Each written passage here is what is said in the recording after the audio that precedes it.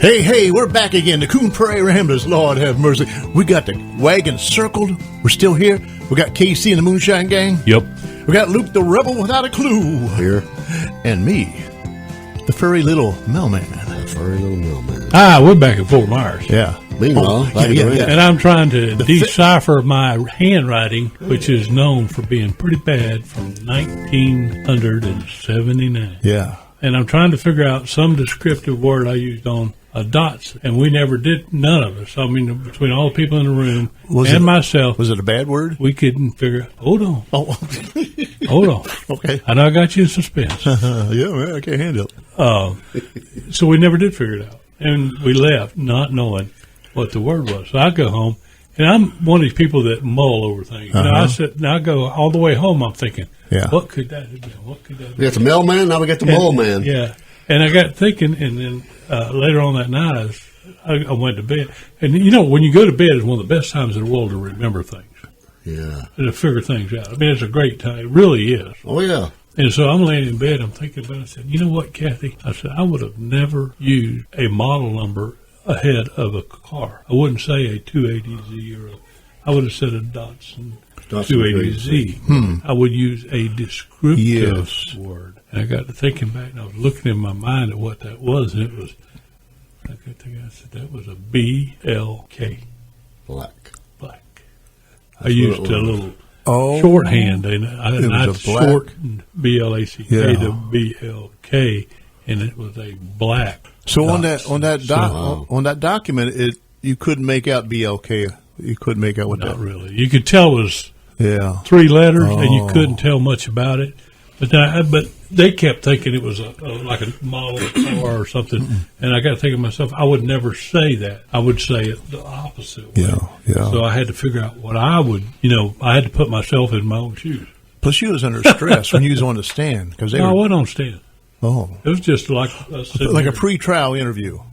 Exactly what it was. Well, you remember, you remembered the car being black after that came back. Yeah, when it finally came back. You saw in your mind the car was I did. black. Yeah, and all. And it was quite interesting because of the fact, I'm talking about something from 1979, but the interesting thing about it was I was off duty at the time. I happened to see something going down, and while it was happening, all of a sudden the guy goes back to his car, his black Datsun. Yeah. He gets a pistol out.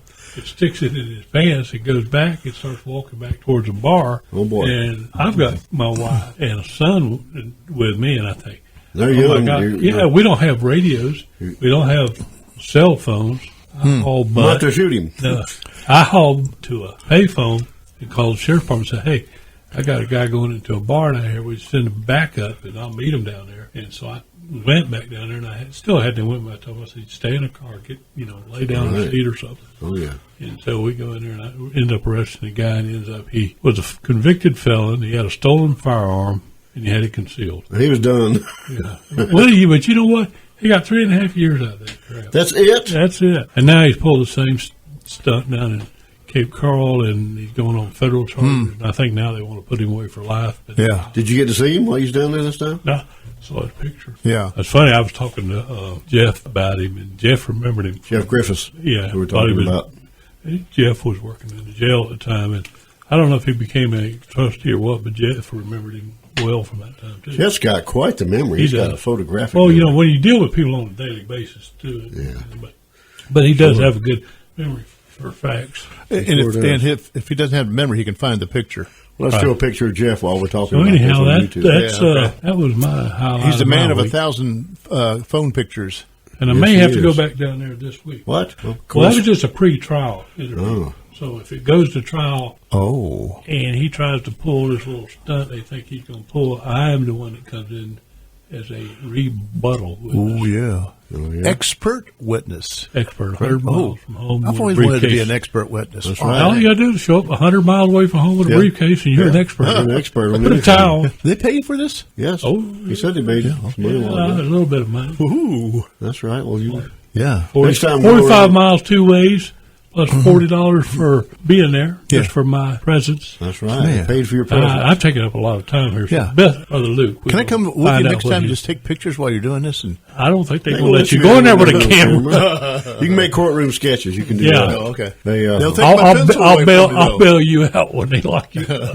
Next time, go when you can get a meal out of it. Yeah, that's good. Yeah. Well, Luke, we got to get around to you. I didn't do really nothing this week. Yeah. Sat around and played on Facebook all the time. What was your highlight of Facebook? If I was going to say I did one thing this week or whatever, it could lead into the segment we talking about, which was being cold or whatever, because this week has been so cold and that's something I never do. Mm-hmm. I brought the dog in the house at night and put him in the laundry room. Yeah. Shut up in there. I don't allow animals in my house. My rule of thumb is nothing with more legs than me comes in my house, be it beast or bug. Yeah, that's Well, right. That's listen, how I am. You can't keep them out.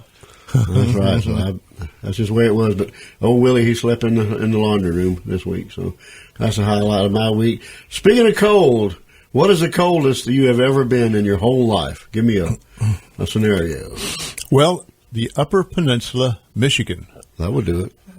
In the Air Force, stationed at Kinchlow Air Force Base, and working on the flight lines midnight. Now, as a young airman in the Air Force, whenever you switch bases, or a young airman is always the low guy on the totem pole, so you get the worst shift. My whole career in the Air Force, I was working midnight shifts, because I was only in the Air Force 3 years, and then I did 2 years of reserve.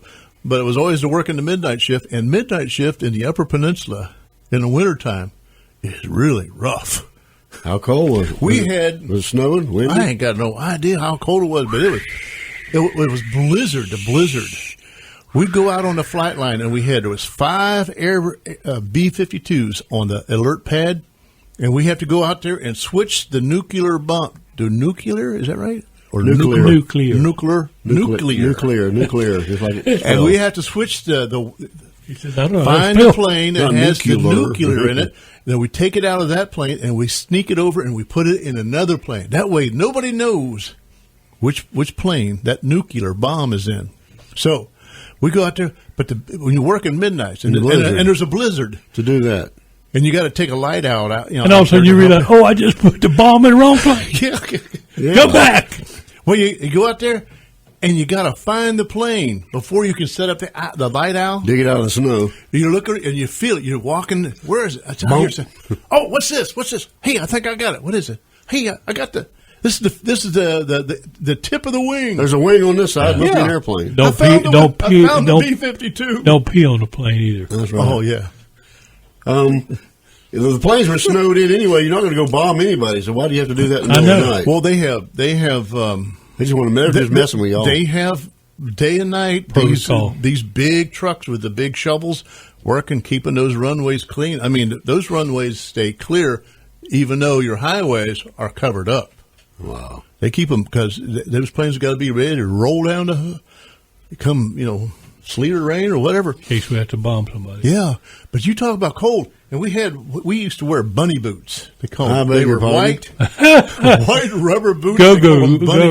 Were they Paisley? You could put a Paisley, and that was in the 70s, so Paisley was in. Yeah, Had little bunny ears on the end of the toes. In northern Michigan. yeah, taped the bunny Paisley onto the bunny boots. But we'd be down, and we'd be encircled with the guards with machine guns as we're putting that thing up. Switching the bomb, and there would be a full bird colonel and a colonel, and they'd be standing in line too. And we had this thing, get goofy is what would happen. We'd get goofy, and then the tension was the tension, and you'd have to break the tension. So somebody'd say, "Hey, you queer if you can't tap dance." So everybody, there you go. everybody, almost in the middle of everybody goes tap dancing, and then I looked at there, and I saw a colonel over there tap dancing too. Oh dear. Well, we're out of time. I don't know if we're coming back or not. We might be off the air after this, but Maybe we might not be back. Banned in Arcadia. Thanks for listening.